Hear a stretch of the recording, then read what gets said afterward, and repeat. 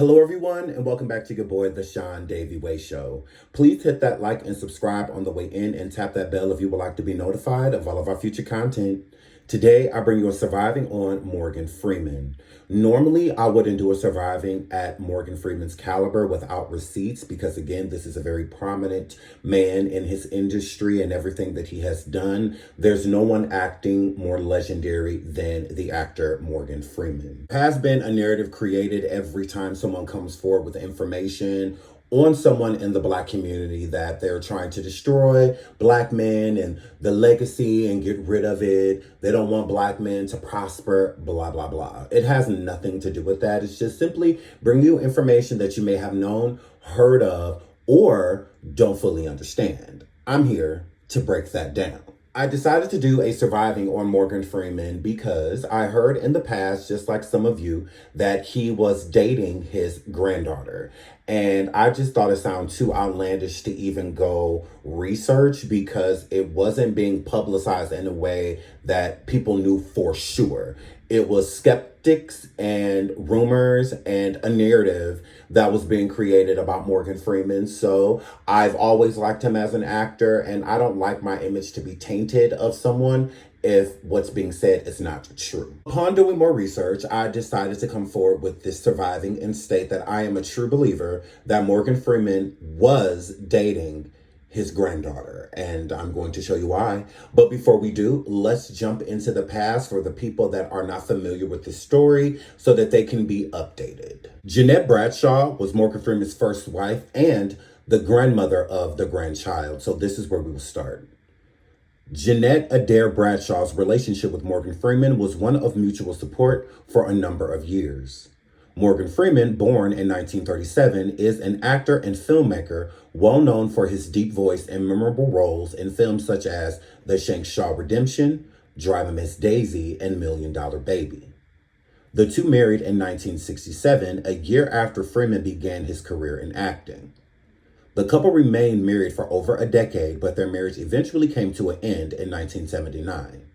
Despite their divorce, Freeman has remained respectful towards Jeanette and often speaks fondly of their time together. Jeanette Bradshaw and Morgan Freeman have one child together, a daughter named Morgana Freeman. While Morgana has kept a low profile, it is understood that Jeanette played an important role in raising their daughter, even during the tumultuous years leading up to her divorce from Morgan Freeman. In total, Morgan Freeman has 4 children. Alfonso Freeman, whom was born in 1959, he also followed in his father's footsteps as an actor and appeared with him in films like Shawshank Redemption. Sayfallah Freeman, born in 1960, little is publicly known about him. He has maintained a private life. Morgana Freeman, born in 1971, she has appeared with her father at red carpet events and is now an executive director of his nonprofit. Edena Adair, she was adopted by Freeman and has worked as a hair and makeup artist on many of his films. Edena had a daughter named Edena Hines, whom was Morgan Freeman's granddaughter that everyone alleged in the tabloids that he was dating. Let's get into that. Edena Hines was the granddaughter of Freeman's first wife, Jeanette Adair Bradshaw. After Bradshaw's passing, Hines was raised by Freeman and his second wife, Myrna Kali Lee. Though not related by blood, Freeman referred to Hines as his granddaughter. Note, I was confused by that because Dina is Edena's mother.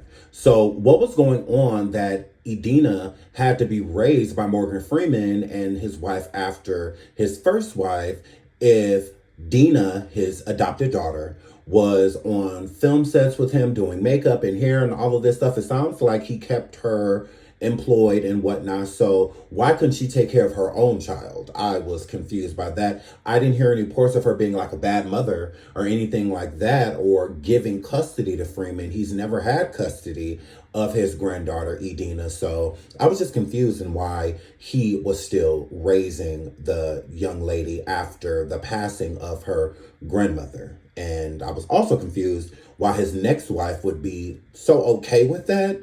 If I think she was just coming over to visit and hang out and stuff like that, that's fine. But to live with us for what if she has a willing, able-bodied mother that is able to take care of her? Why is she here on a permanent or consistent basis in this regard if there's someone willing to take care of her. Like, that always confused me. Morgan Freeman wonders why people started to think that he was dating his granddaughter.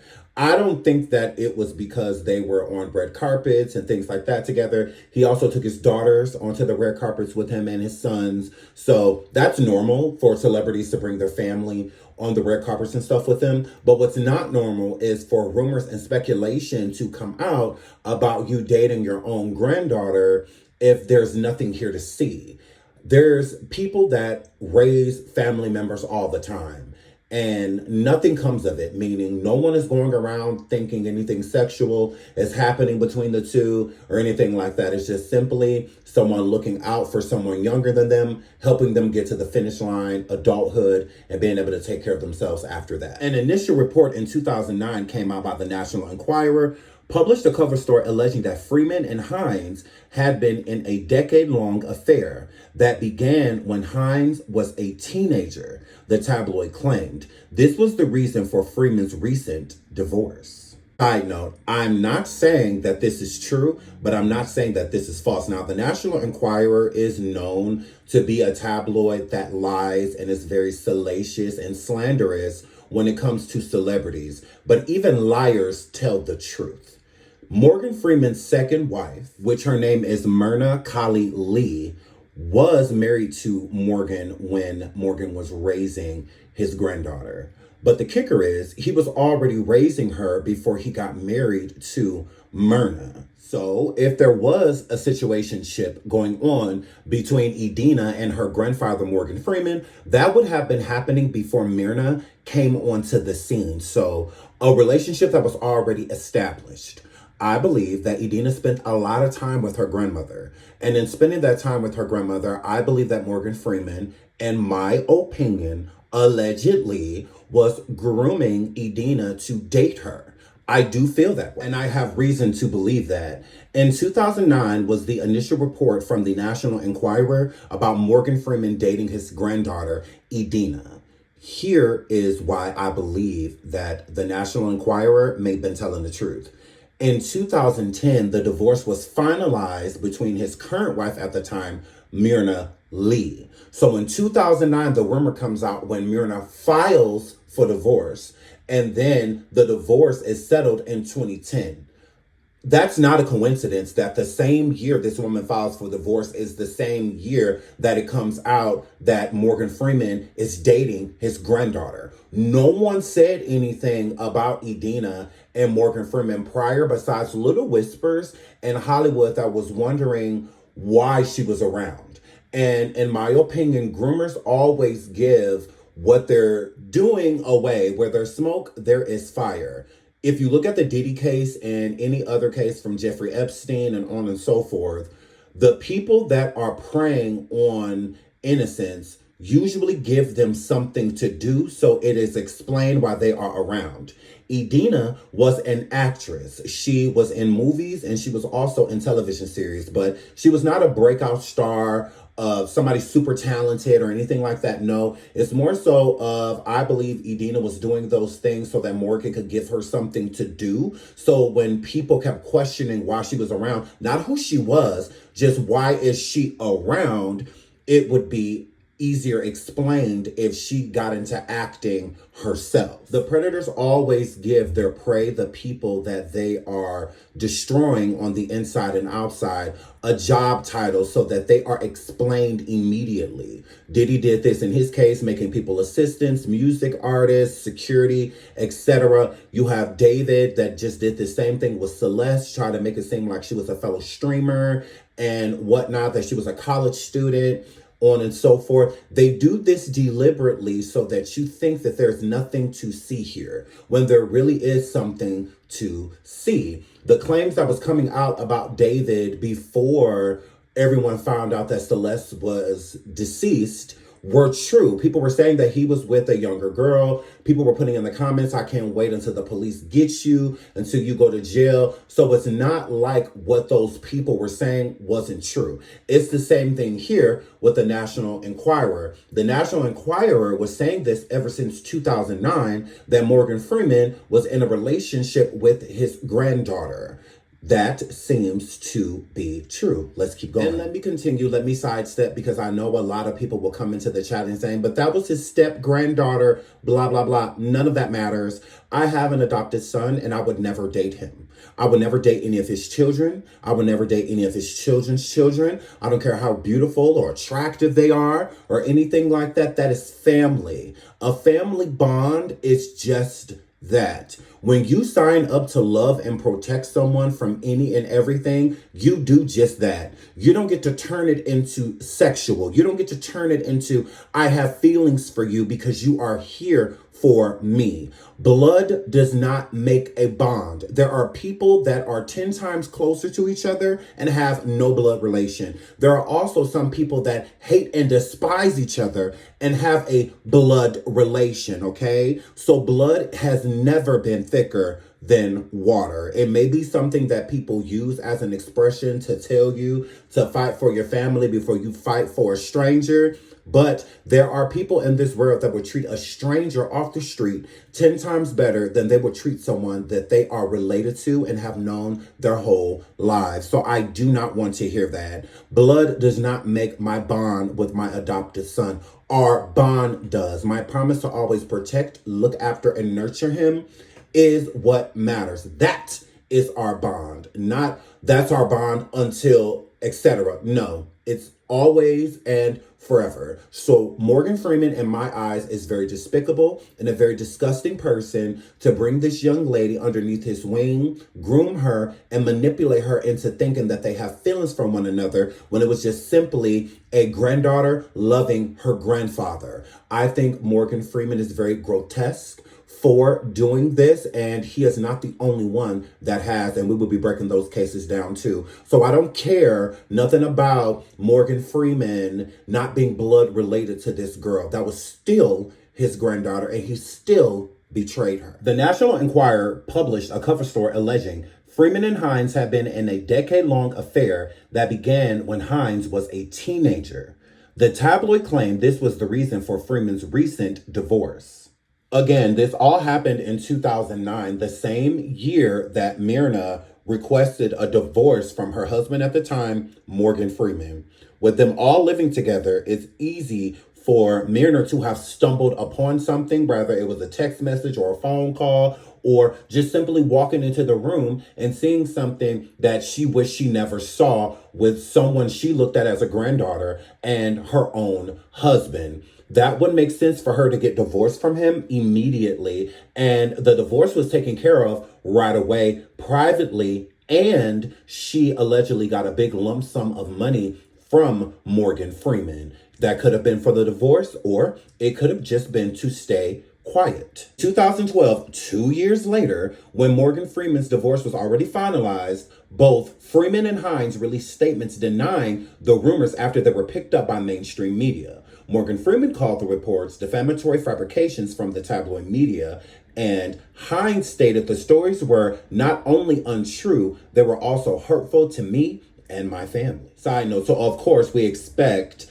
Edena to deny what is going on, and we also expect Morgan Freeman to do the same thing. When you are going through SA, it's not easy to come forward. It's usually something that you can fight in someone when the predator is as big as Morgan Freeman. This is a huge global star. So coming out with that type of allegation can really ruin you, not ruin Morgan because he has the money to get out of situations like this. But with Edena, that would have destroyed everything for her. Her entire life as she knew it would have been turned upside down because her life is now merged with something that is completely inappropriate that the public knows about. So with the public coming forward, she was not pinpointed as a bad person besides by Morgan Freeman's fans. Everyone else was here for her and ready to hear her story, but she said that it was not true. To 2015, after Edena and Morgan came forward and addressed to the public these allegations. Edena was tragically unalived in New York City by her boyfriend, Lamar Davenport. Edena, unfortunately, was in a DV relationship with a man named Lamar Davenport. Things got so bad to where he ended up taking her life with a knife outside of their apartment, and she was found at 3 a.m., taken to the hospital where she was pronounced deceased. God rest her soul, rest in peace to Edena Hines. But this is where the plot thickens. After she passes away, during her ex-boyfriend, Lamar Davenport's trial, his defense lawyers claim that Hines told her boyfriend, Lamar, about an inappropriate sexual relationship she had with Freeman. The prosecution also reportedly stipulated that Hines had told Davenport she was in a sexually inappropriate relationship with Freeman since she was a teenager. Freeman's lawyers described the defense claim as an attempt to attack the victim's character. Side note, this is why I believe that Morgan Freeman is guilty of what's being alleged.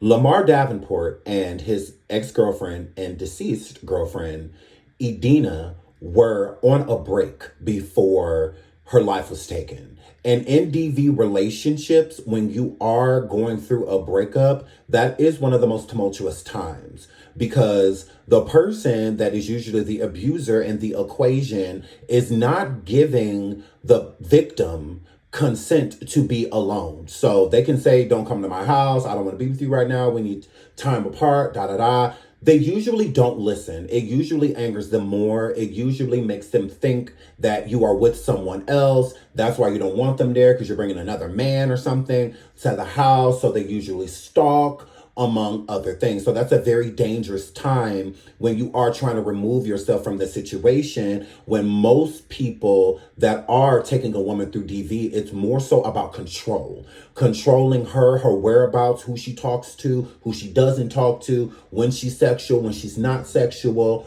etc. In my opinion, during the courting phase, I think this is when Edena told Lamar about what was going on between her and Morgan Freeman. I don't think she would have told him that after the DV, because men are very jealous. They usually want to know everything about any man that you're around, and they don't want you around any man that anything sexual has happened around. So how do you determine when your girlfriend is going to visit her grandfather if it's something sexual, or she's just going to visit him as family? In my opinion, I believe that Lamar used the information against Edena and also used it as another tactic to be able to manipulate her to not go anywhere or to go and see Morgan, a man that he knows that they have been sexual. Regardless of this being your grandfather, I don't want you around him, blah, blah, blah. Could definitely see that.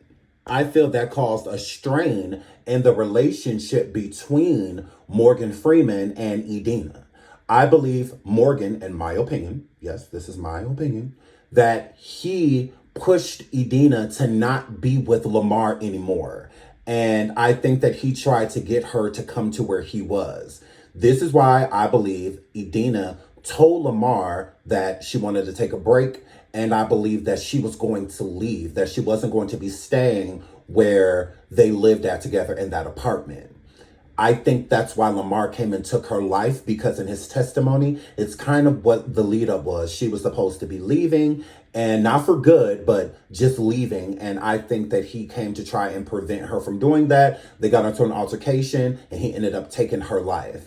The person she was going to was Morgan. That's who she lived with her whole life. That's who raised her. And it's eerie that you don't hear anything really about Dina, her mother. Her mother never raised her. It seems as if Morgan has had her pretty much from birth, with the wife that he had prior, which was her grandmother biologically, until her grandmother passed away. It's easier to know what's going on with the victim if you keep the victim close. Like they say, keep your enemies very close to you. So Edena could easily have became Morgan's enemy with the information that she had about what the two was doing together in private. So I think Morgan tried to make it seem to Dina, Edena's mother, that she was better off with him, that he was taking great care of her. She'd come see her anytime she wanted to and whatnot, open door policy. But he needed to keep his victim extremely close, because All it takes is a vulnerable moment when the victim's not around you to confide in someone and tell them what you have been doing. And I think that that happened with Edena and her boyfriend, Lamar. Let's cut to Lamar's trial. Lamar stands in front of the judge, the jury, and everyone else, and states that his ex-girlfriend, whom is now deceased, Edena, told him that she had an inappropriate relationship with her grandfather, Morgan Freeman, ever since she was a teenager.